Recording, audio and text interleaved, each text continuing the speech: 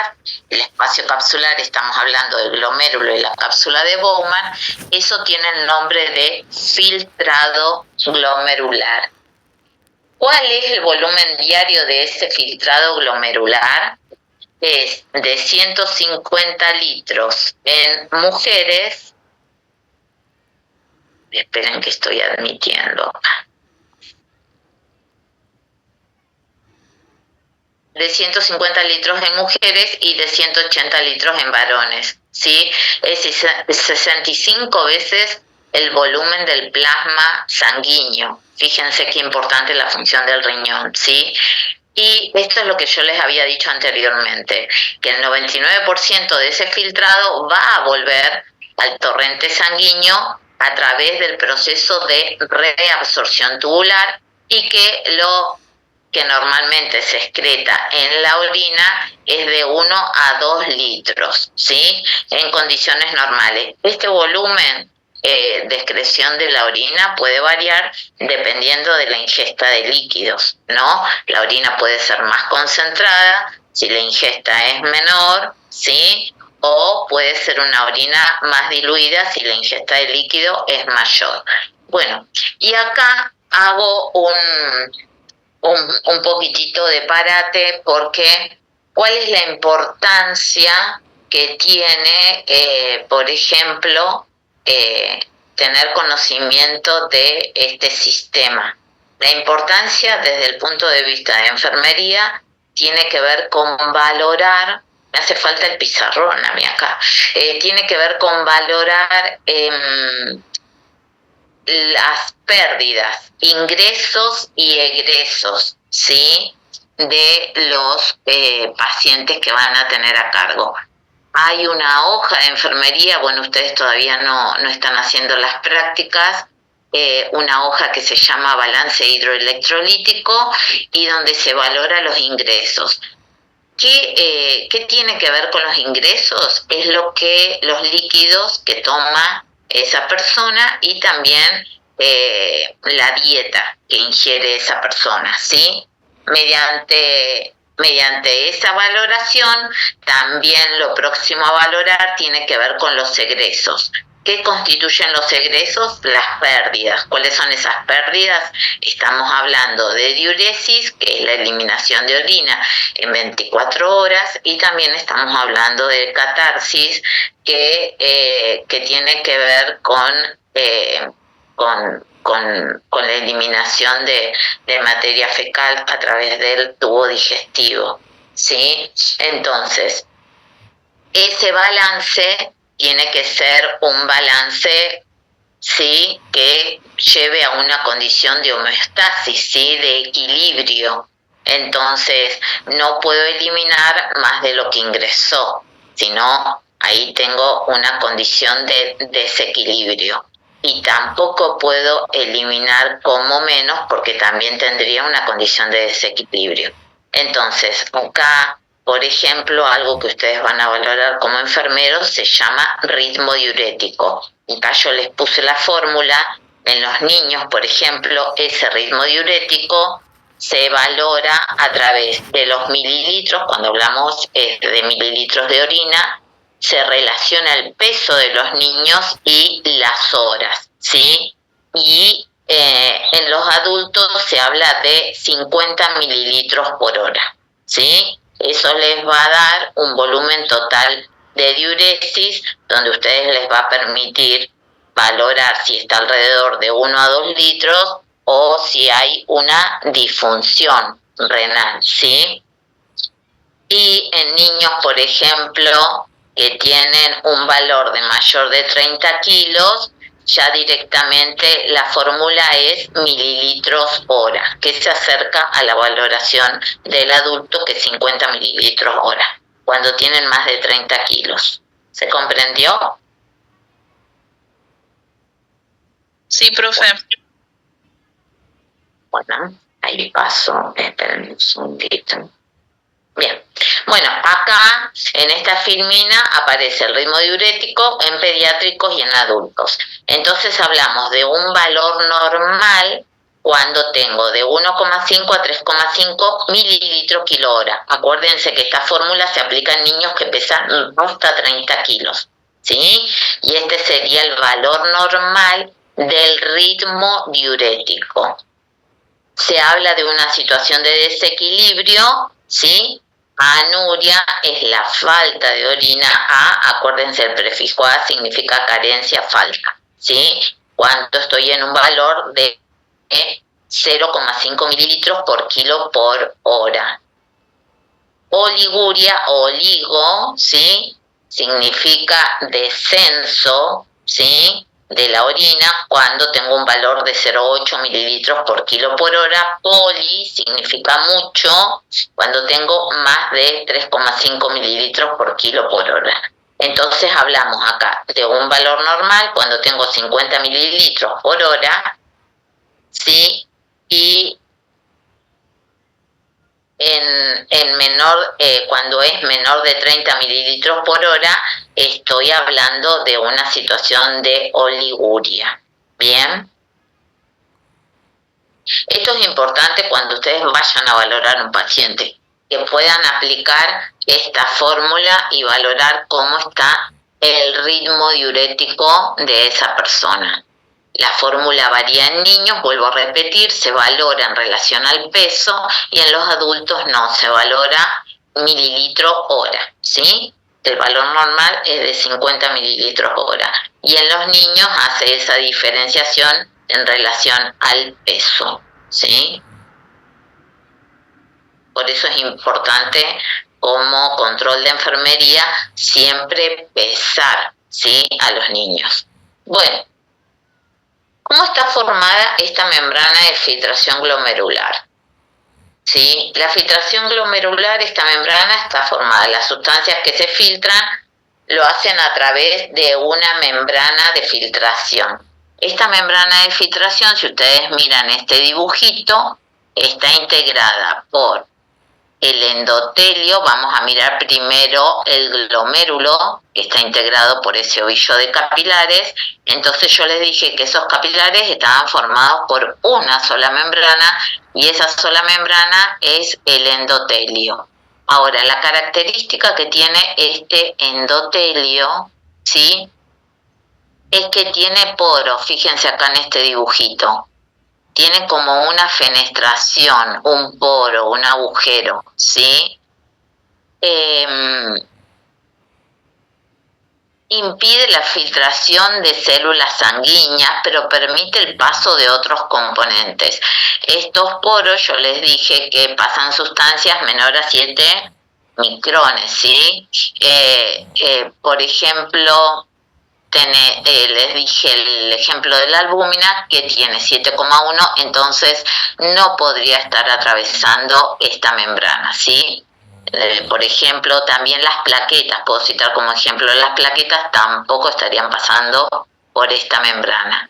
La segunda capa que tiene esta membrana es la lámina basal, ¿sí? La lámina basal está formada por una capa acelular que se ubica entre el endotelio y los podocitos. ¿Se acuerdan de los podocitos? Los podocitos eran esas especies de piecitos, fíjense acá, donde van formando como una especie de hendidura, ¿sí? Y que formaba parte de la capa visceral de la cápsula de Bowman. Pedicelo, el pedicelo es porque forma como una especie de piecitos, y fíjense estas hendiduras que se forman acá.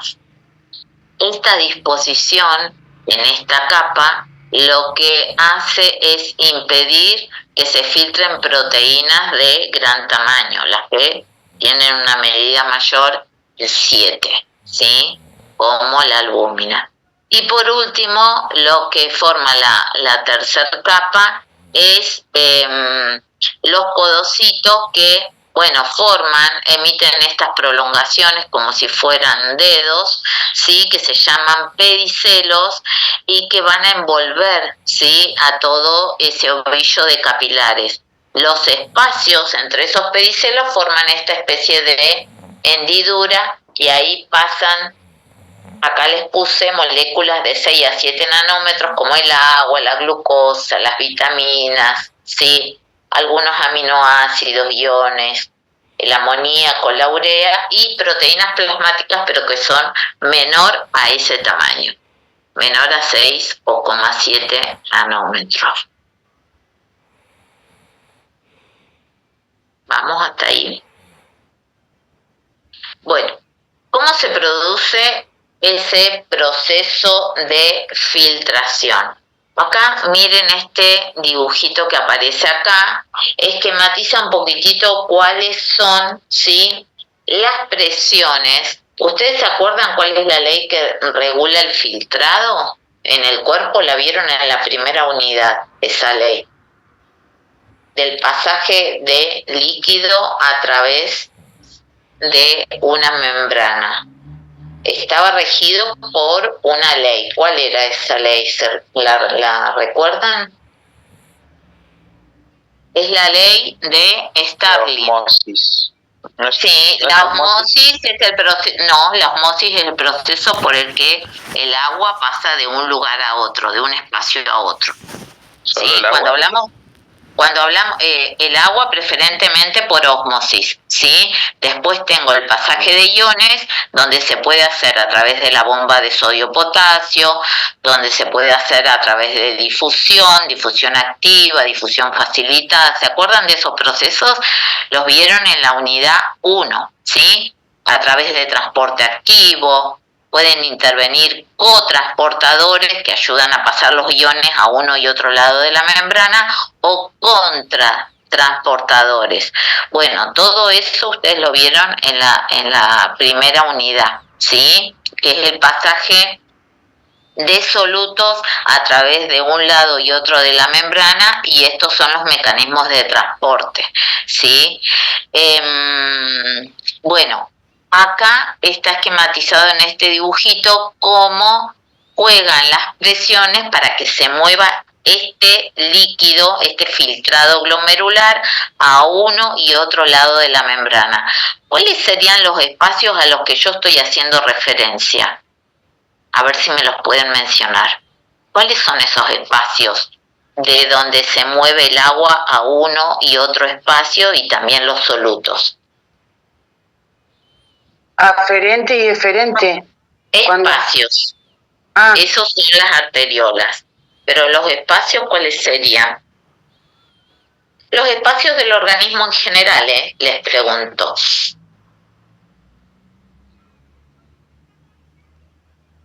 Eso de craneal, caudal, proximal, distal. No. Bueno, los espacios son el intracelular, adentro de las células, el intravascular, adentro de los vasos sanguíneos, y el intersticial. ¿Se acuerdan de esos espacios? Intravascular, intersticio, ¿sí? Sí, el intersticio es como piel entre capas de piel. Claro, el intersticio es el espacio que está por fuera de la célula, ¿sí? Es como si yo les hago una analogía con una gelatina. Las frutas de la gelatina, ¿sí?, que están flotando, bueno, esas frutas son las células. Bueno, tienen un espacio que se llama intracelular, ¿sí? Bueno, y después lo que está alrededor de esa fruta, que es la gelatina, sería el intersticio. Y después tienen el espacio intravascular. El espacio intravascular es el que permite el transporte de nutrientes y de gases para que esa célula pueda hacer su metabolismo. ¿Se acuerdan? Bueno, entonces, volviendo acá a la membrana, ¿sí? Tenemos en este dibujito cómo juegan las presiones. Vamos a ver, fíjense, acá tienen el ovillo glomerular, todo esto constituye la cápsula de Bowman. Acá sigan con las flechitas. La arteriola aferente, que es por donde va a entrar el plasma sanguíneo, va a circular por todo este ovillo y luego va a salir a través de la arteriola eferente. Ahora, cómo se mueve, es lo que vamos a ver en este dibujito, que es la presión neta de filtración, cómo se mueve este líquido. Está integrado por agua y solutos. Tengo yo les dije a través de la ley de Starling, que habla de las presiones que tiene un soluto en un determinado espacio, ¿sí? Entonces acá tengo distintas presiones. Fíjense acá el número 1. Acá habla de la presión glomerular hidrostática. ¿Qué es esa presión? Es la presión sanguínea que está dentro de este ovillo capilar, ¿sí? Entonces, 55 milímetros magnesio. 55 milímetros de mercurio, dice, que ese es el valor, ¿sí? Entonces, lo que hace el líquido, una vez que ingresa al ovillo capilar, es la filtración de ese líquido y mueve el agua y los solutos desde este espacio, ¿sí? A través de la membrana de filtración que vimos hace un ratito, ¿sí? Esta membrana de filtración, vuelvo para atrás, ¿sí? Mueve este líquido a través de esta membrana. ¿Bien? Entonces, esta primera presión dijimos que tiene un valor de 55 milímetros de mercurio. Ahora, a esta presión que tengo dentro del ovillo de capilares se le oponen otras presiones. Fíjense la flecha hacia dónde va. Esta es la presión que se le opone. Entonces tengo la presión hidrostática capsular. ¿Qué valor tiene esta presión? De 15 milímetros de mercurio. Entonces, es una presión que se ejerce contra la membrana de filtración. Se opone, es una presión retrógrada que tiene un valor de 15. Vamos a la siguiente presión. La siguiente presión es la presión coloidosmótica de la sangre, ¿sí? Y dentro de estas presiones podemos citar a la presencia de la albúmina, que es la proteína más grande del cuerpo, ¿sí? Otros solutos importantes que juegan dentro de esta presión coloidosmótica son las globulinas, los fibrinógenos que se encuentran dentro del plasma sanguíneo y que se le van a oponer a la presión, ¿sí? Glomerular hidrostática, y tiene un valor de 30 milímetros de mercurio. Entonces, ¿en qué consiste la fórmula para hacer este cálculo de presión neta de filtración y cuál es el valor esperable? Acá está la fórmula. Yo tengo que la presión neta de filtración es la presión hidrostática, ¿sí? Glomerular, que tiene un valor de 55 milímetros de mercurio, menos la presión hidrostática de la cápsula, ¿sí? Que es la cápsula de Bowman, menos la presión coloidosmótica de la sangre, que tiene un valor de 30. Entonces, ¿cuál es el valor de presión neta de filtración? Es un valor de 10. Positivo me va a dar, ¿no? Para que el líquido, ¿sí? Pueda filtrarse. Porque si esta presión que se le opone es mayor a la del glomérulo, ¿el líquido se va a filtrar o no? ¿Se puede filtrar si estas presiones son mayores en la fórmula? ¿Mayor que 55? No. ¿Cuánto da la suma de las presiones que se le oponen? A ver si pueden sacar. Ay, pues no. ¿Cuál es el valor que se le opone? ¿Por qué da 10? 5, no. No, da cuenta. Acá, chicos, el valor. ¿Cuánto es esto más esto? ¿Por qué da 10 esto? ¿Cuál es el valor total de las presiones que se le oponen a la glomerular hidrostática? 45. Sí, 45, muy bien. ¿Qué le pasó ahí? Se durmieron. 45, por eso me da 10 acá, ¿sí? Porque yo tengo en el glomérulo una presión de 55 milímetros de mercurio. ¿Se entiende esto que acabo de mencionar recién o no se entendió nada? ¿Se entendió? No, profe, ¿lo puede volver a explicar allí? Más o menos, profe. A ver, ¿cómo entendemos nosotros que el líquido glomerular, sí, pase de este ovillo de capilares a la cápsula de Bowman, después pase a los conductos, ¿sí? En este caso hablamos del túbulo, ¿sí? El túbulo renal y el túbulo colector. ¿Se entiende?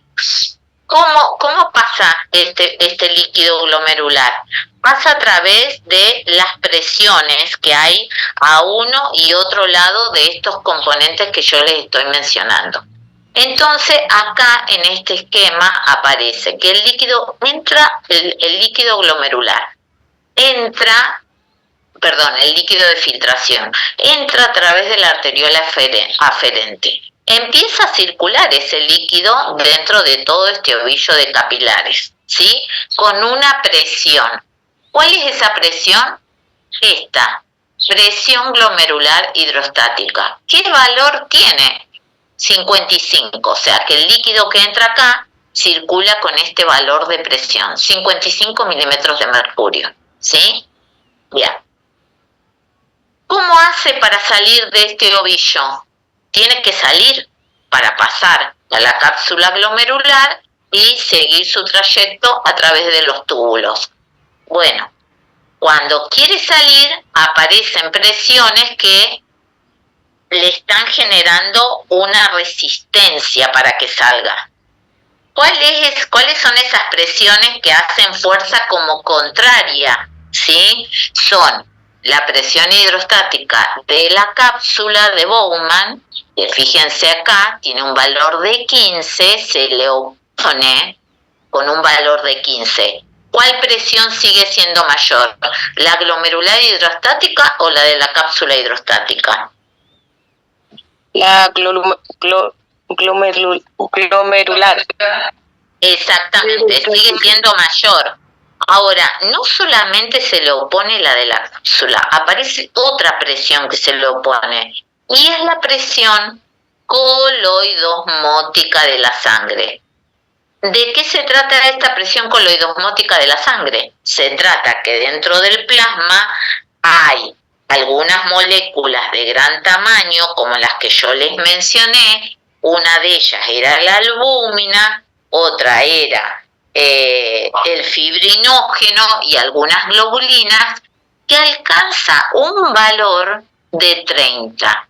Si yo sumo 30 más 15, las presiones que se le oponen a este filtrado da un valor de 45. Entonces, acá vamos a la fórmula, a la presión neta de filtración. Yo tengo 55 menos 15 de la presión hidrostática de la cápsula, menos 30 de la presión coloidosmótica de la sangre, quiere decir que este líquido pasa de este glomérulo y esta cápsula a los túbulos con una presión de más 10 milímetros de mercurio. ¿Se entiende?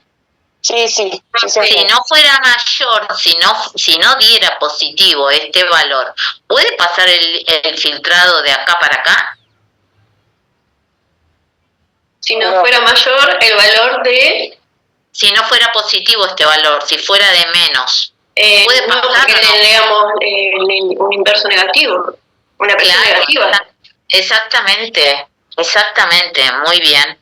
Bueno, ¿se comprendió?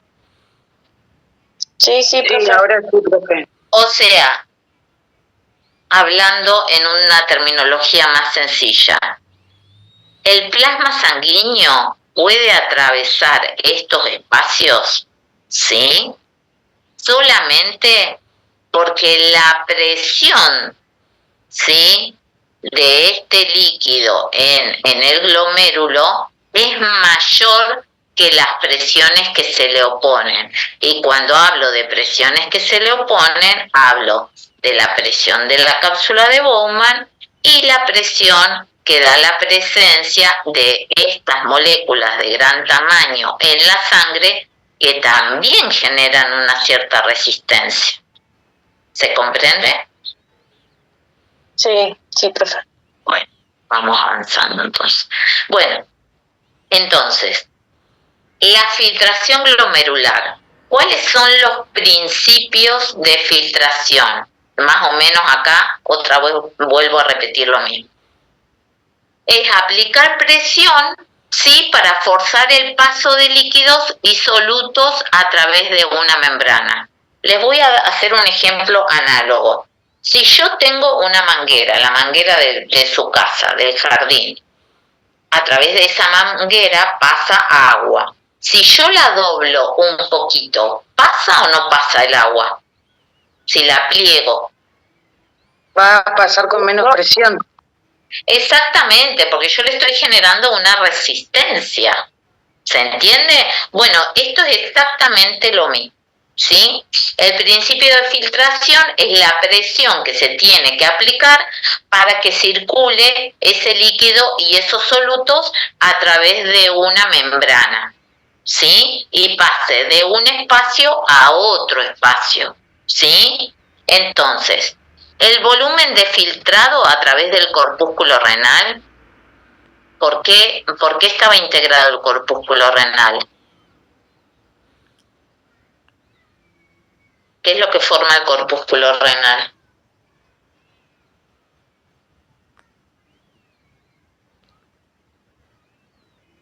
Me pasó la filmina acá. Recuerden que el corpúsculo renal estaba integrado por el ovillo de glomérulos y por la cápsula de Bowman, ¿sí? Bien. Bueno, entonces, ese volumen de filtrado a través del corpúsculo renal es mayor al de cualquier otro capilar. ¿Y por qué es mayor? Es diferente, ¿sí?, ese volumen de filtrado en el ovillo de capilares dentro del riñón, a diferencia de todos los capilares que hay en el organismo. ¿Por qué? ¿Qué características tiene? Y acá va. Los capilares de ese glomérulo tienen una gran superficie de filtración. Esa es una de las características, ¿sí? ¿Y se acuerdan por qué yo les había dicho que tienen una gran superficie de filtración? Lo dije en la anterior clase. ¿Por qué tenían una gran superficie de filtración?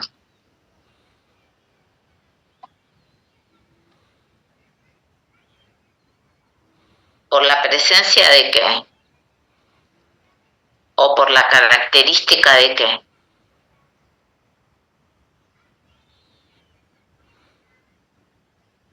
Bueno, no repasaron, ¿eh? Esos capilares glomerulares tienen una gran superficie de filtración por las características de la membrana de filtración. Por lo que acabo de repetir hace un ratito, ¿sí? Porque esa membrana está formada por poros, fenestraciones, por los podocitos y los pedicelos, que forman una característica de hendidura y que aumentan, ¿sí?, esa superficie de filtración. Y también por la presencia de células que son las células mesangiales, ¿sí?, que permiten el aumento de esa superficie de filtración. Bien, bien. Y también otra característica que tiene esa membrana es lo que dijimos hace un ratito. Es muy finita, es delgada y es porosa, ¿sí? Y otra de las características es que la filtración dentro de esos capilares glomerulares es alta. ¿Qué valor tenía? De 55. ¿sí? Entonces, una presión mayor que la que se le opone a través de la presión de la cápsula y de la presión, ¿sí?, de coloidosmótica de la sangre, eso permite, ¿sí?, el paso de los líquidos a uno y otro lado de la membrana. ¿Están muy perdidos con esto? Es un poco, bueno, trato de explicarlo lo más fácil que puedo, pero bueno, esto requiere de que ustedes hagan una lectura previa del capítulo, porque si no se hace como muy difícil que lo puedan entender, ¿sí? Bueno, filtración glomerular. Entonces, ¿qué otros componentes juegan para que se dé esta filtración en el glomérulo? ¿Sí? Por un lado tengo el flujo sanguíneo renal. ¿Qué es este flujo sanguíneo renal? Es la sangre que llega a través, esto lo fui repitiendo, pero lo vuelvo a poner, es la sangre que llega a través de la arteriola aferente al corpúsculo renal para poder ser filtrada. Esto ya lo había dicho anteriormente, ¿sí? A través de la arteriola se filtra todo el plasma sanguíneo del cuerpo, ¿sí?, a través de ese riñón. ¿Cómo lo hace? ¿Cómo llega? A través de la arteriola aferente. ¿Sí? Bueno, ¿qué otro componente juega para que se dé esta filtración glomerular? La tasa de filtración glomerular. Esta es la sigla, TFG. ¿En qué consiste esta tasa de filtración glomerular? Es la cantidad de filtrado que se forma en un minuto, ¿sí?, en todos los corpúsculos renales de ambos riñones. ¿Y de qué valor tiene esa tasa de filtración glomerular? Bueno, acá hay un valor promedio que es de varía un poco entre los hombres y las mujeres, de 125 mililitros por minuto en las mujeres es mayor y 105 mililitros por minuto en los varones. ¿Vamos hasta ahí? Se los voy a resumir en 3 palabras todo lo que dije recién. ¿Qué es lo que permite que se realice la filtración glomerular? Cuando hablo de filtración glomerular, recién estoy hablando de la primer función que se da dentro de la nefrona. ¿Dónde se da esta primer función de filtración glomerular? En el corpúsculo renal. ¿Qué integra el corpúsculo renal? El glomérulo y la cápsula de Bowman. ¿Cómo se produce? ¿Cuáles son las variables que intervienen en este proceso de filtración glomerular? Son varias. Una de esas variables tiene que ver con las características de la membrana. Es lo que dije hace un rato.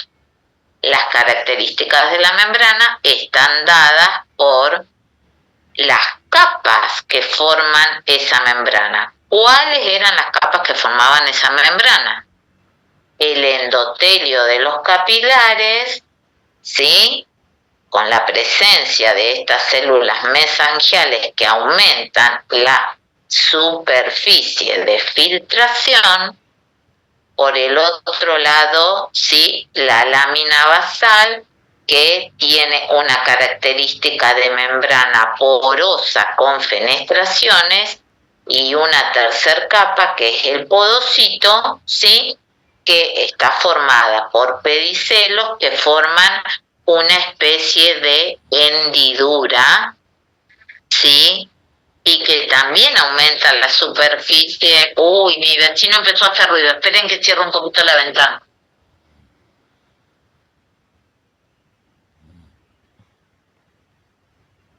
Sí,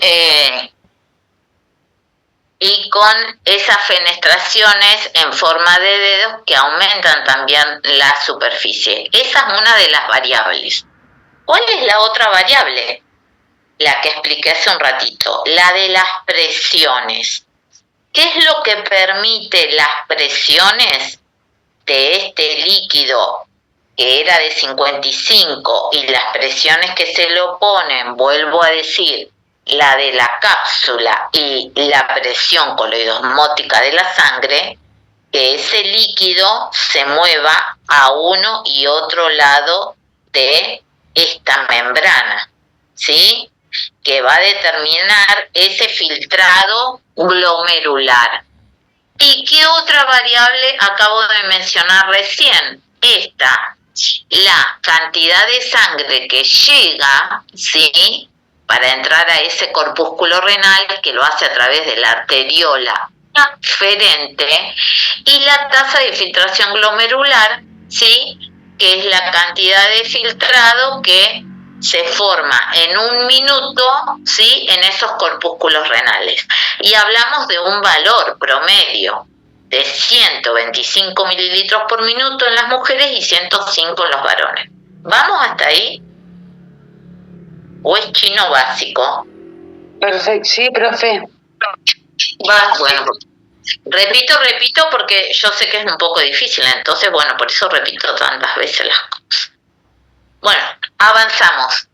Hay otros componentes, no se termina acá, hay otros componentes que juegan regulando esta filtración glomerular. Todavía estoy en el primer paso, en el de filtración glomerular. ¿Cuáles son esos componentes? Acá, en este cuadrito, lo vamos a ver. Hay componentes que hablan de una autorregulación, ¿sí? Un tipo de regulación, un estímulo que genera, hay un estímulo principal, un mecanismo y sitio de acción, y cómo esto afecta en mayor o menor filtración glomerular. Vamos a ir uno por uno. Hay una autorregulación renal que hace referencia a un mecanismo miogénico. ¿De qué habla este mecanismo miogénico? ¿Sí? Tiene que ver con el estiramiento que producen las fibras musculares lisas que se encuentran en las arteriolas aferentes. ¿Sí? ¿Qué significa el prefijo mío? ¿Se acuerdan? Mío. Ya lo vieron esto, Mío.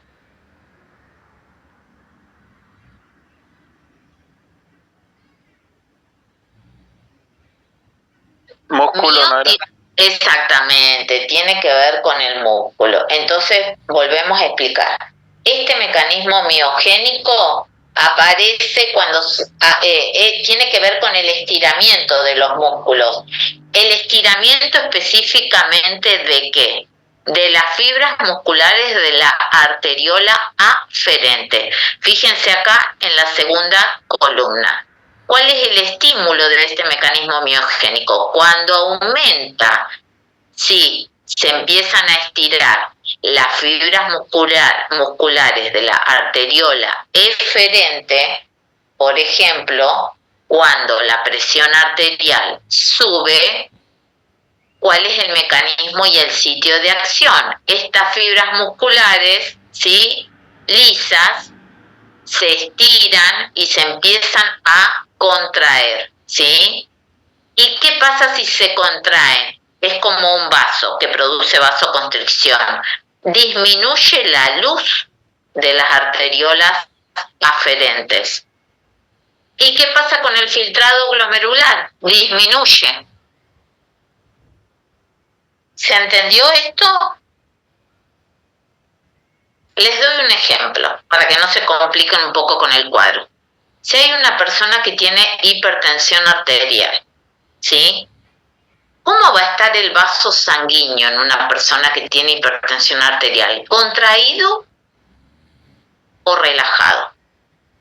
Contraído. Bueno,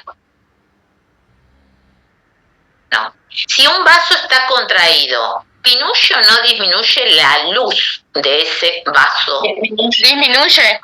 Disminuye. Y si disminuye, ¿sí?, va a disminuir la cantidad de líquido o va a tener que hacer más fuerza el líquido para pasar por ahí. Voy a hacer una analogía. Tengo una manguera.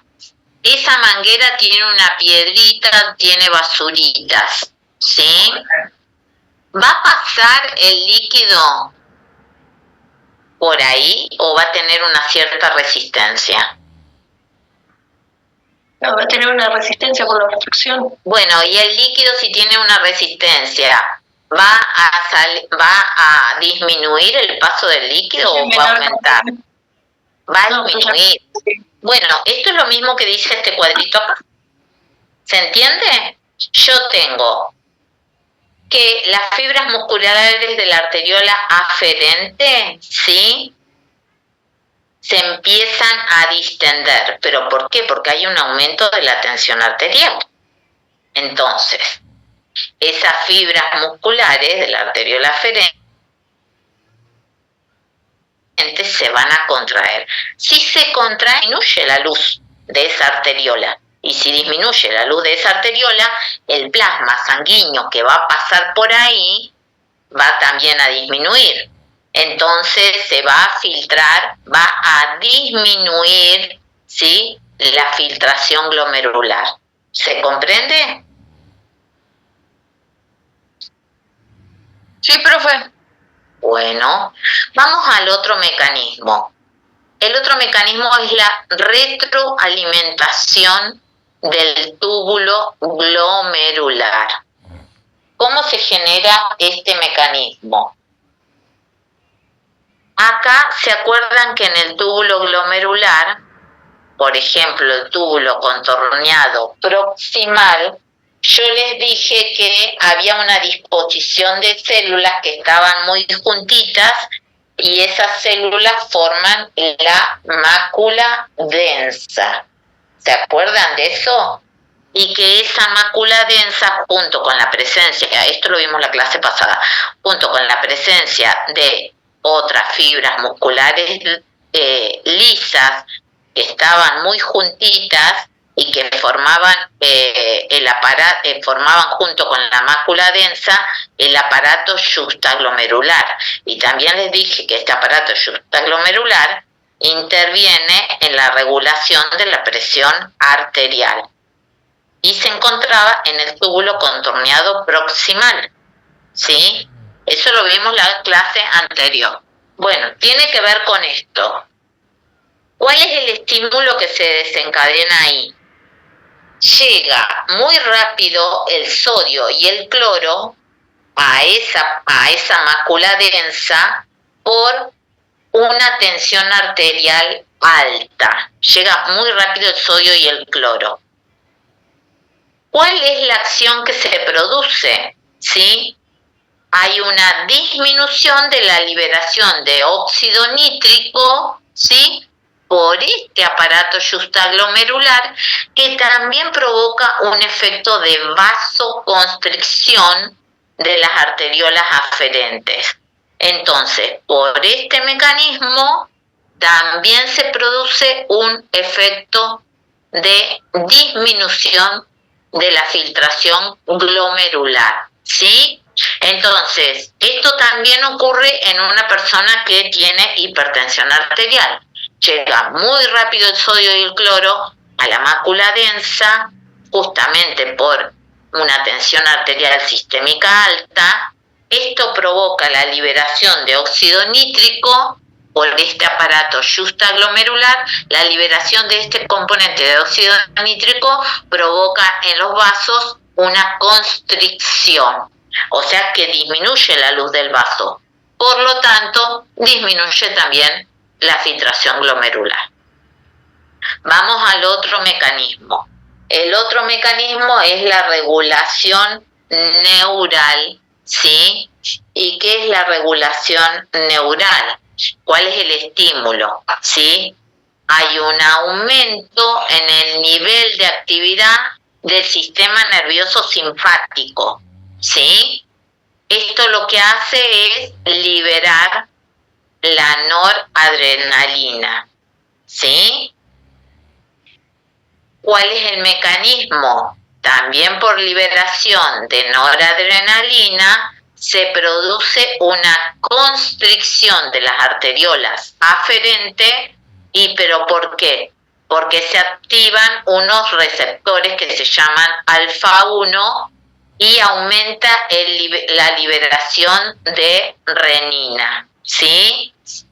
La liberación de renina, ustedes saben que el sistema renina, angiotensina 2 y aldosterona intervienen también en la regulación de la presión arterial. Entonces acá se produce una disminución del filtrado glomerular, ¿sí? Es por el estímulo del sistema nervioso simpático, ¿sí? El sistema nervioso autónomo simpático. Entonces, ese descenso se produce un descenso del flujo sanguíneo renal que lo que hace es disminuir la excreción de orina y ayuda a conservar el volumen sanguíneo, ¿sí? Entonces eso permite un mayor flujo sanguíneo en los tejidos del organismo. ¿Se entiende esto? Sí, profe. Bueno, vamos al otro mecanismo. ¿Cuál es el otro mecanismo? Regulación hormonal de la angiotensina 2. Bueno, ¿qué aparece acá? El mecanismo es que se produce una disminución del volumen sanguíneo. ¿Qué puede provocar una disminución del volumen sanguíneo? ¿Qué ejemplo les había dado yo en la otra clase?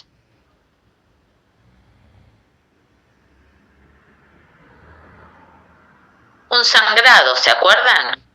Bueno, disminuye por alguna situación el volumen sanguíneo, ¿sí? Otro estímulo puede ser que la tensión arterial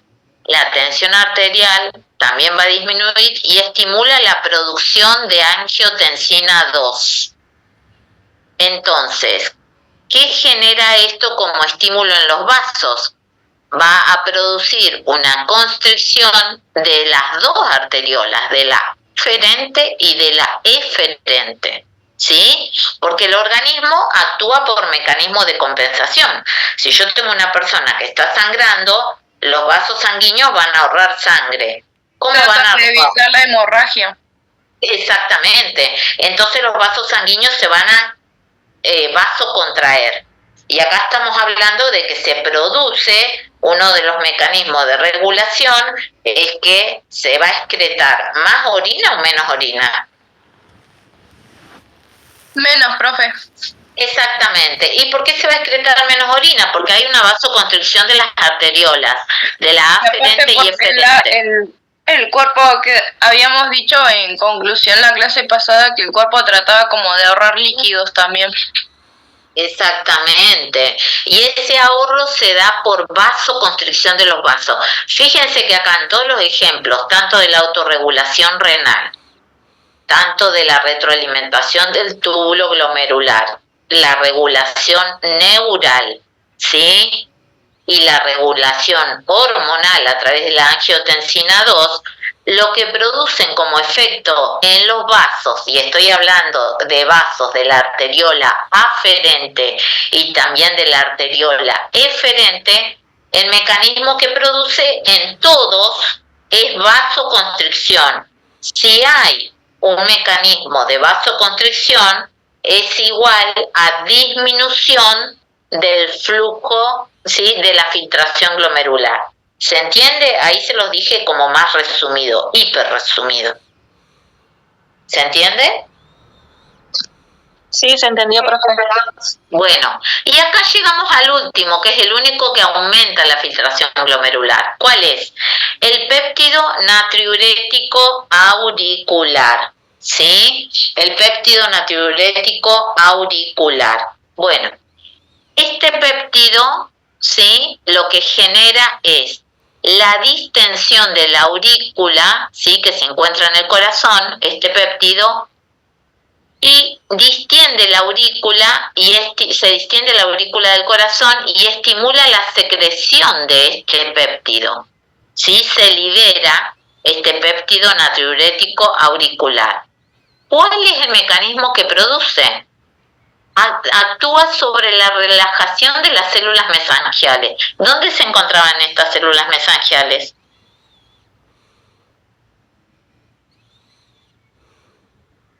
En la membrana de filtración. ¿Se acuerdan que se las mencioné? Estas células mesangiales se encuentran dispuestas en la membrana de filtración glomerular. Bueno, entonces lo que hacen estas células tienen un efecto de vasodilatación y esto significa que aumenta la superficie capilar disponible para la filtración. Si aumenta esa superficie capilar de filtración, por supuesto que va a aumentar la filtración glomerular. ¿Se comprendió?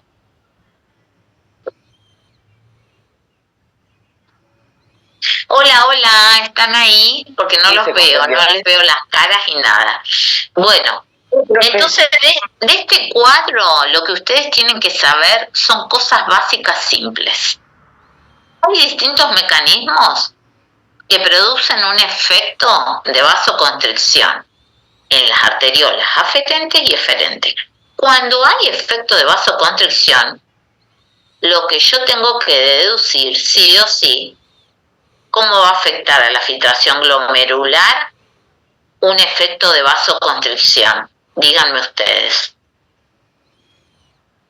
¿Cómo la modifica la filtración glomerular un efecto de vasoconstricción? Ya sea por un mecanismo miogénico, por un mecanismo neural, por un mecanismo hormonal. La hace descender.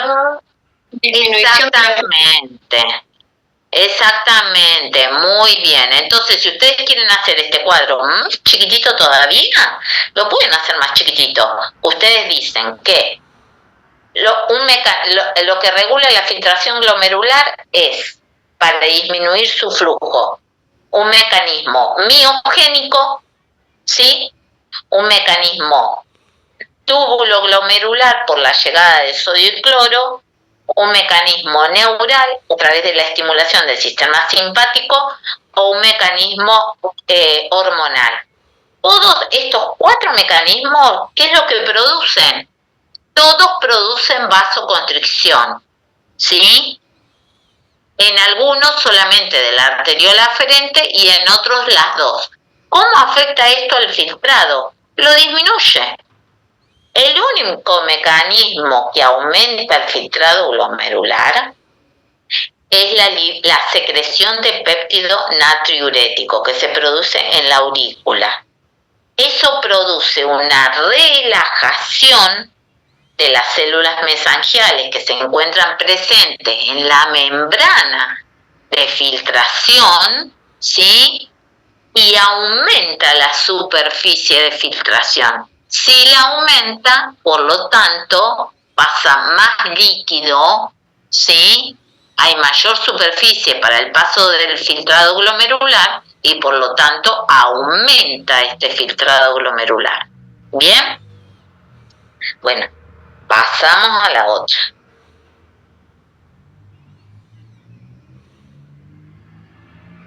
Acá hay otro cuadrito que les presenta el sistema renina-angiotensina-aldosterona y de las hormonas que influyen, ¿sí?, sobre la presión arterial, ¿sí?, y también afecta, ¿sí?, este filtrado.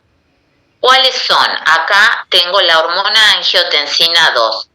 ¿Qué genera esta hormona angiotensina 2?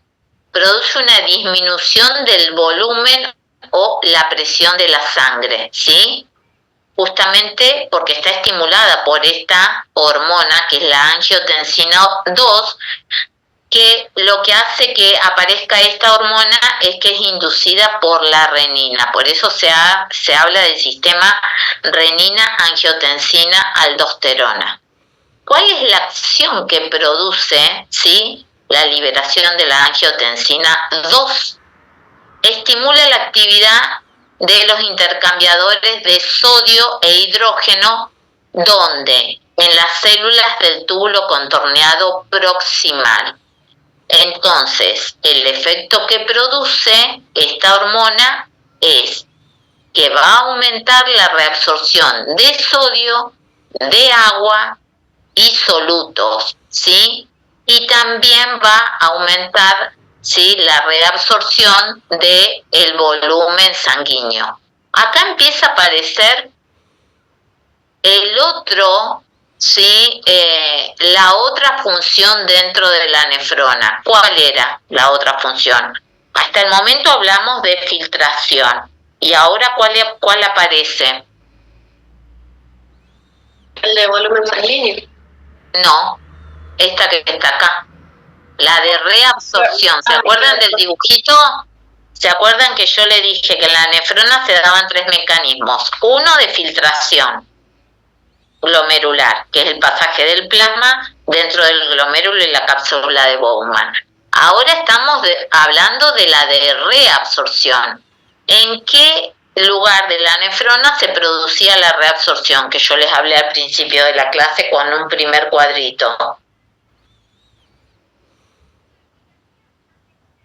¿En qué porción de la nefrona? En los túbulos. En el túbulo renal y en el túbulo colector. ¿Sí? ¿Se acuerdan?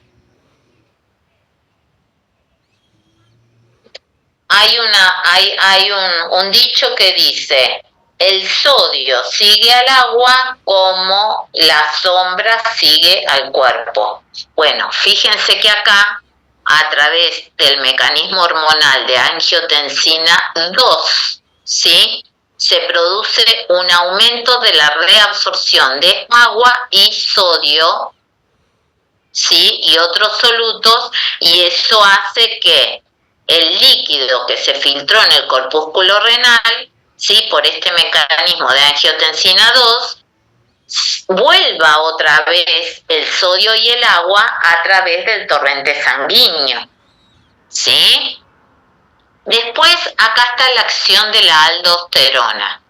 ¿Cuál es el estímulo que se genera a través de la aldosterona? El nivel plasmático, ¿sí?, aumentado de la angiotensina 2 y del potasio, ¿sí?, promueve que se libere esta hormona. ¿Dónde se libera esta hormona? En la corteza suprarrenal, ¿sí? ¿Se acuerdan de las glándulas suprarrenales que se encuentran ubicadas por encima del riñón? ¿Qué efecto produce esto? ¿Sí? Se van a activar las bombas de sodio y potasio, ¿sí?, en la membrana de los túbulos, y va a generarse, ¿sí?, se van a abrir los canales de sodio. Entonces, ¿qué va a pasar? Va a aumentar la secreción de potasio, ¿sí?, a través de la bomba sodio-potasio, y se va a reabsorber el sodio, el cloro, el agua y también, ¿sí?, el volumen plasmático, el agua que tiene el volumen plasmático. ¿Sí? Va a aumentar ese volumen plasmático. ¿Se entiende? Por efecto de la se va a reabsorber sodio, cloro, agua y aumenta ese volumen plasmático. Vuelve otra vez al torrente sanguíneo. ¿Cuál es el efecto que produce la hormona antidiurética? La hormona antidiurética sí genera como estímulo un aumento de la osmolaridad del líquido extracelular, ¿sí? Y también esta hormona se activa cuando disminuye el volumen sanguíneo. Es el ejemplo que yo le dije a la persona que tenía un sangrado. Se va a liberar esta hormona antidiurética, ¿sí? ¿Qué es lo que va a hacer esta hormona antidiurética? ¿Sí? Libera, estimula la inserción de canales proteicos de agua que tiene este nombre, aquaporina 2, no importa que se lo acuerden, ¿sí? Donde actúa este componente en las membranas que se encuentran en las membranas apicales de las células del túbulo, ¿se acuerdan? Y esto lo que va a generar es que va a suprimir la reabsorción de sodio y de agua en el túbulo contorneado proximal y en el colector. y por lo tanto se va a producir una inhibición de la hormona aldosterona y la antidiurética, va a generar liberación, no, estoy mezclando con el otro cuadro, va a generar liberación de aquaporina en las membranas apicales de las células principales. ¿Se acuerdan que en el túbulo colector yo le dije que habían dos células? Las principales, que intervienen en la regulación de la homeostasis, ¿sí? Que participan de la homeostasis de las células, y por el otro lado estaban las células intercalares. Las intercalares y las principales, ¿sí? Entonces, lo que genera la liberación de esta hormona antidiurética es que va a aumentar la reabsorción de agua, ¿sí? Aumenta la reabsorción de agua, actúa como un mecanismo compensador, quiere decir que va a haber más orina o menos orina si aumenta la reabsorción de agua. Menos orina. Menos orina, muy bien. Y por último tenemos, pero ya lo dije anteriormente, no las quiero confundir, el péptido natriurético auricular que estaba en el otro cuadrito también, que lo que produce es un estiramiento de la aurícula, estimula que se libere este péptido, y lo que aparece acá es que suprime la reabsorción de sodio y de agua en el túbulo colector, y también produce una inhibición de la hormona aldosterona y la antidiurética. Entonces lo que va a hacer es aumentar la diuresis, ¿sí? Se produce un aumento de la orina. Bien. Y vamos a la última función. Dijimos que había 3 funciones en la nefrona. La de filtración glomerular, la de reabsorción y la última es la de secreción tubular. Bueno, no sé cómo vamos con la hora. A ver, me voy a fijar acá en el celular. 10:30. Bueno, la de reabsorción. Entonces, dijimos que la función de reabsorción hace referencia al retorno del agua y todos los solutos filtrados de nuevo al torrente sanguíneo, ¿sí? Todas las células epiteliales que encontramos en el túbulo renal y del conducto van a llevar a cabo este proceso de reabsorción. Principalmente la reabsorción se da en la porción del túbulo contorneado proximal, ¿sí? Y los solutos que se reabsorben son de forma pasiva, pueden ser de forma pasiva y de forma activa, ¿sí? Dijimos que puede ser por difusión, el agua principalmente por ósmosis, ¿sí? Algunos pueden hacerlo a través de cotransportadores y otros de contratransportadores, ¿sí? Y principalmente hablamos de glucosa, aminoácidos, urea y algunos iones como los que mencionamos en la primera clase: sodio, potasio, calcio, cloruro, bicarbonato y fosfato. Bien. Y por último está el proceso de secreción. ¿Qué es la secreción? La transferencia de materiales desde la sangre y las células del túbulo hacia el líquido tubular. Esas sustancias secretadas son las que se van a eliminar con la orina. ¿Cuáles van a ser? Iones hidrógeno, potasio, el amonio, amoníaco, creatinina y algunos fármacos, ¿sí? Que yo les había mencionado como la penicilina. Estos iones y parte de agua, que va a tener un volumen aproximado de 1 a 2 litros, van a formar lo que es la orina. La orina principalmente está formada por agua y por solutos, ¿sí? Cuando hablo de secreción en el sistema urinario, es igual a eliminación. Cuando hablo de secreción en el sistema endocrino, es igual a liberación de hormonas. ¿Se entiende la diferencia? Cómo una misma palabra adquiere distintos significados. Por ejemplo, en el sistema endocrino y acá en el sistema urinario. ¿Se entendió? Sí, profe. Bueno, avanzamos. Bueno, esto es lo que dije anteriormente y que apareció en el cuadrito, así que lo vamos a pasar para no saturarlos. Acá, sí, en este cuadrito les muestra las principales vías de reabsorción.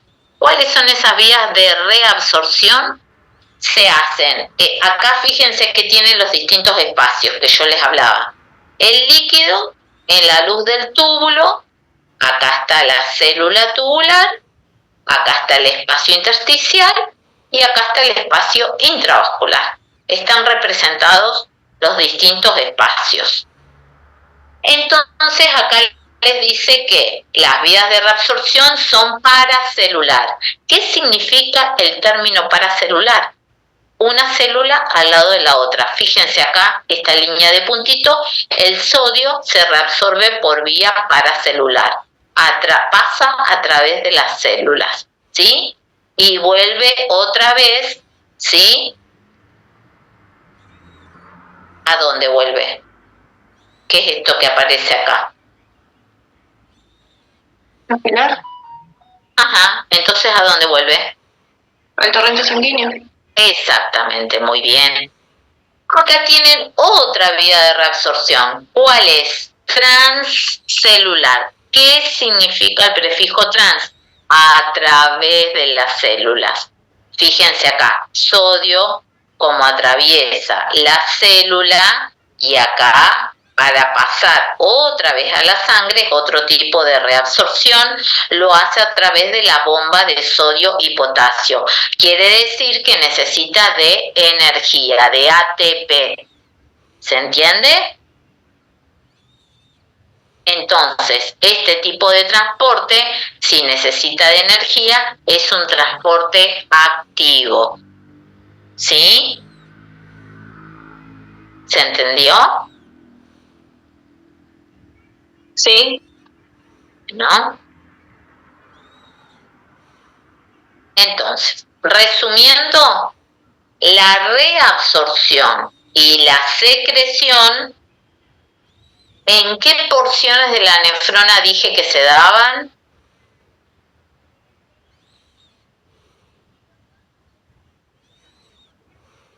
Esto ya ¿Sobre tubulares? Sí, en los túbulos renales. ¿Cuáles son los túbulos renales? A ver, menciónenmelos.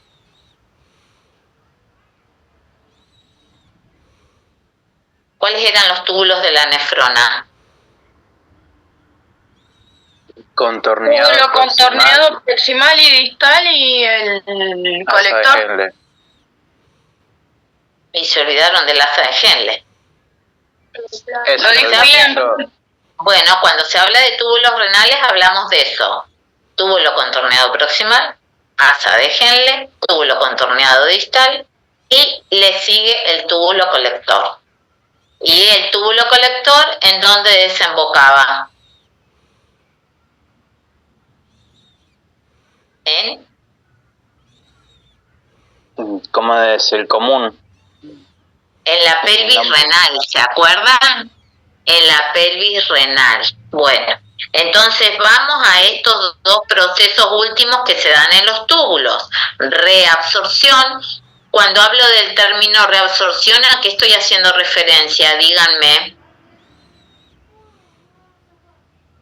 ¿A la vuelta de qué? ¿O al regreso de qué? Regreso de algún material o sustancia al flujo sanguíneo.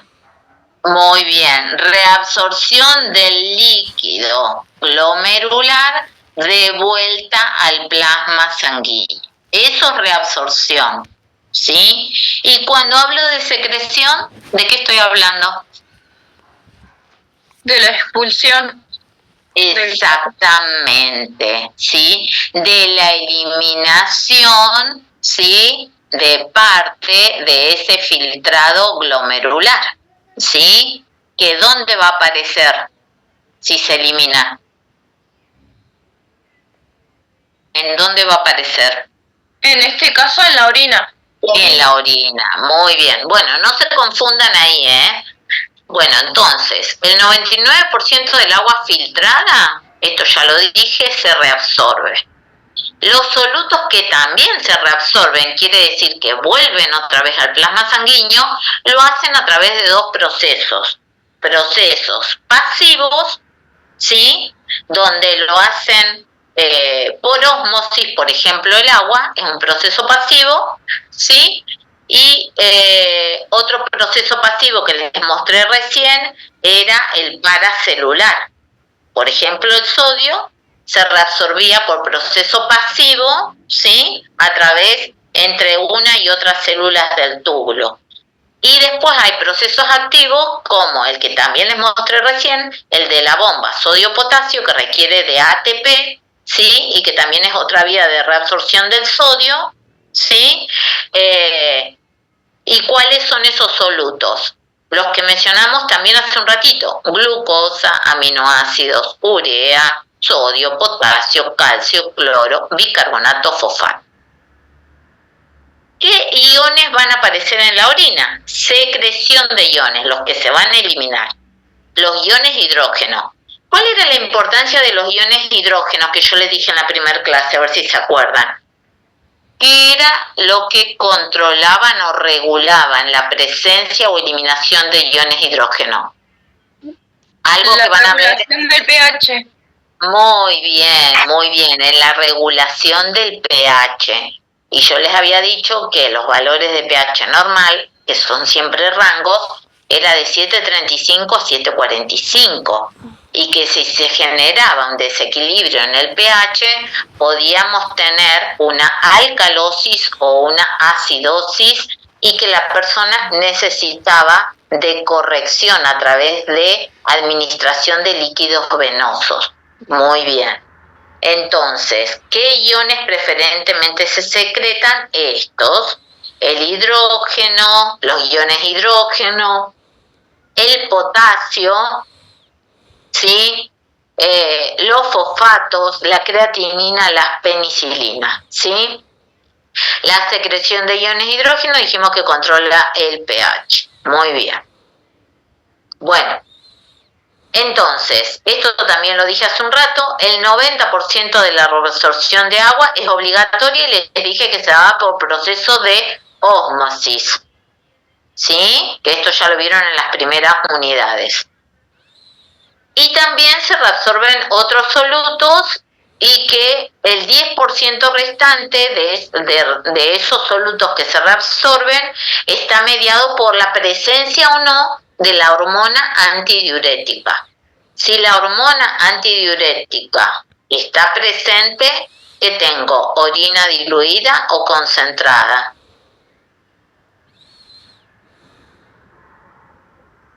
Concentrada. Muy bien. Entonces, el sodio, esto también lo dije recién, se reabsorbe a lo largo de la membrana vasolateral, ¿sí? Por transporte activo primario, ¿sí? A través de la bomba sodio-potasio. También en el túbulo contorneado proximal, este sodio se puede reabsorber a través de las membranas apicales por transportadores, que esto también se los dije. Los cotransportadores por ejemplo, transportan sodio y glucosa. Y hay contratransportadores de sodio e hidrógeno. Después tengo otros iones como son el cloro, el potasio, el calcio, el magnesio y la urea, que se reabsorben por difusión pasiva, ¿sí? Y tenía que los iones sulfato y fosfato se secretan.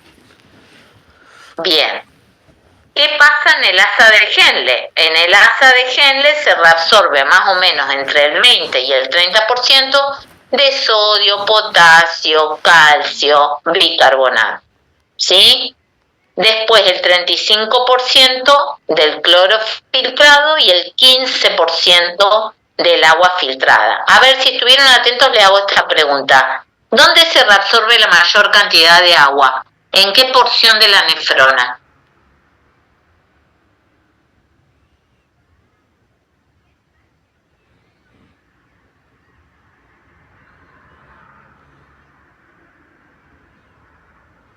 ¿En qué porción de las nefronas se reabsorbe mayor cantidad de agua?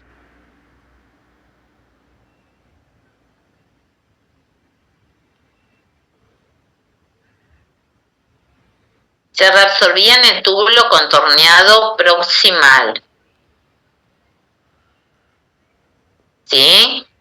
Fíjense que acá en el asa de Henle solamente se reabsorbe el 15%. Es muy poquitita el agua que se reabsorbe. ¿Sí? Ya cuando va pasando el agua a esa altura del asa de Henle, estamos hablando de que ese porcentaje de agua, ¿dónde va a aparecer?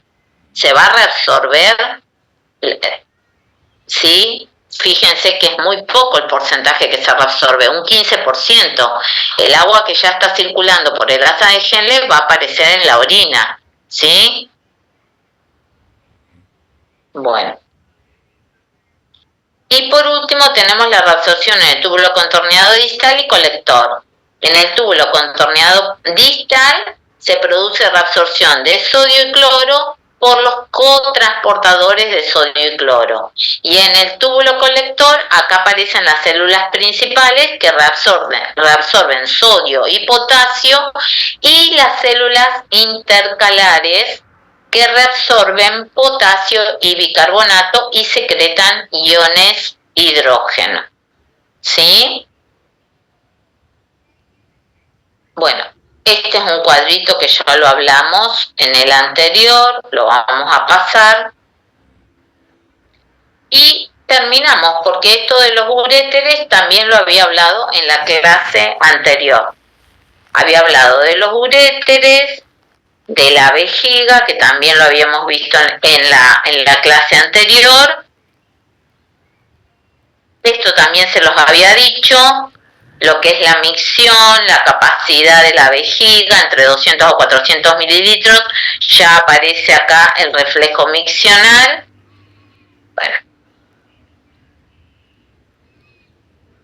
Y las características de la uretra, la femenina y la masculina. Bueno, esto lo volví a repetir en este PowerPoint. Bien, ¿alguna pregunta? Sí, profe, yo me sumé bastante tarde. Quería saber si podría explicar de vuelta lo del punto 5 del práctico, que dice que por qué se estudia el sistema urinario, porque es importante estudiarlo en la enfermería. Ay, a ver, espera, que acá quiero... Ah, ahí está en inglés esta cosa. Stop share y acá voy a activar. Ahí, bueno. A ver, ¿me repetís de nuevo? Sí, que la pregunta, en la pregunta 5 del práctico de urinario dice por qué es importante estudiar el sistema urinario para enfermería. A ver, los que estuvieron atentos acá a la clase, díganme, ¿por qué es importante? Yo lo dije. ¿Para qué sirve que ustedes tengan conocimiento del sistema urinario desde el punto de vista de enfermería? ¿Cómo lo pueden aplicar? A eso se refiere. Yo lo mencioné en esta clase. ¿Quién le puede contestar a la compañera que no sea yo? Para controlar si los parámetros son normales de eliminación de los fluidos, de los líquidos, en donde se eliminan todo lo que son las toxinas. ¿Específicamente de qué? Y poder controlar el funcionamiento de los riñones. Ajá. ¿Mediante qué? ¿La valoración de qué? De la cantidad de orina eliminada. Exactamente, de la diuresis. Dijimos que el volumen normal de eliminación de diuresis en 24 horas en un adulto es de 50 mililitros hora. El día trae 24 horas, saquen la cuenta cuánto les da. Una diuresis en 24 de 1 a 2 litros en 24. Y yo les dije que la variación de ese volumen estaba dada también por la ingesta de líquidos, ¿sí? ¿Se entiende? Por ejemplo, si yo que estoy expuesta a temperaturas extremas, ¿sí? ¿Va a aumentar o va a disminuir la diuresis? aumenta. No, por temperatura extrema. Por temperatura extrema, Porque yo voy a eliminar sudor, entonces voy a eliminar agua. No, no, claro, porque si no me voy a deshidratar, ¿se entiende? claro, Bien. sí. Y por ejemplo, desde el punto de vista fisiológico, con respecto a horario vespertino y horario nocturno, ¿cómo varía la concentración de la orina? A ver si saben, eso por observación de ustedes mismos. ¿Cómo varía la concentración de orina de acuerdo a las horas del día? El vespertino, o sea, por la mañana es mucho mayor la concentración porque tienes mayor eliminación de toxinas. Claro, a primera hora de la mañana la orina va a estar más concentrada o más diluida. Más concentrada. Más concentrada. Porque Más concentrada. ¿qué pasa durante la noche? ¿Se levantan a tomar agua durante la noche? No hay evacuación, no hay ingesta de líquido. Exactamente, muy bien, perfecto. Bueno, ¿y qué más me había preguntado la compañera? Y otra cosa que yo les mostré acá en este PowerPoint era cómo se calculaba el ritmo diurético. El ritmo diurético es una fórmula, ¿sí?, de mililitros hora, ¿sí?, en un adulto, que yo le dije que lo normal era de 50 mililitros hora, ¿sí?, y un volumen de menor, claro, y un volumen de menor de 30, ya estoy hablando de una situación de oliguria, que era la oli, el prefijo oli es disminución de orina, ¿sí? Anuria es la falta de orina, ¿sí? Y ahí les presentaba en el cuadrito, que después les voy a subir, si no el PowerPoint, donde ya está afectada la función renal en una situación de anuria, ¿sí? Y después podía tener, como es muy característico en las personas que tienen diabetes, una situación de poliuria, que es aumento de la cantidad de orina, ¿sí? Esa es la importancia, ahí ya te contesté la pregunta del trabajo práctico. Y después mi otra pregunta era si iba a subir los PowerPoint porque el otro no lo encontré, el de la clase anterior. Sí, lo que pasa que bueno, hasta que no terminara de darlos todos, viste, no los subí, como me cambiaron la clase ahora a último momento otra vez, entonces digo, bueno, les había subido trabajo práctico, pero no el PowerPoint. Ahora en el transcurso de la tarde les subo. Bueno, ¿alguna preguntita más? Gracias, profe.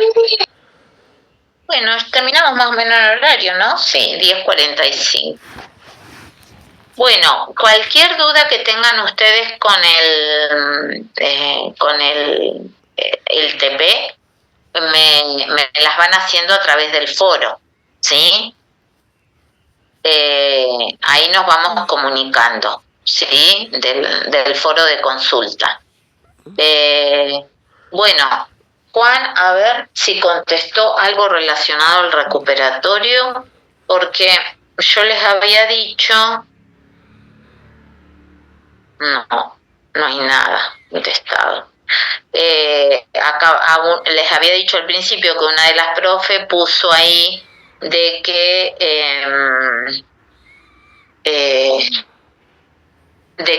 si cae en semana de examen, que es 30 el recuperatorio, no nos habilitan a nosotros a tomar exámenes en mesa de finales, ¿sí? En semana de finales. Entonces nos quedó la duda de si se iba a tomar el recuperatorio ese día o no. Estén atentos ustedes a la PEDCO por cualquier mensaje o de cambio de fecha que genere Juan, porque ahora entran ustedes en su semana del estudiante, feliz semana del estudiante, y no nos vamos a ver. Por eso les digo. Gracias, ¿sí? profe. Bueno, nos revemos, que estén bien. Adiós. Gracias, profe. Sí, adiós. Muchas gracias. Chau, Que chau. descanse. Chao, profe. Igualmente ustedes, pásenla lindo, disfruten. Chao.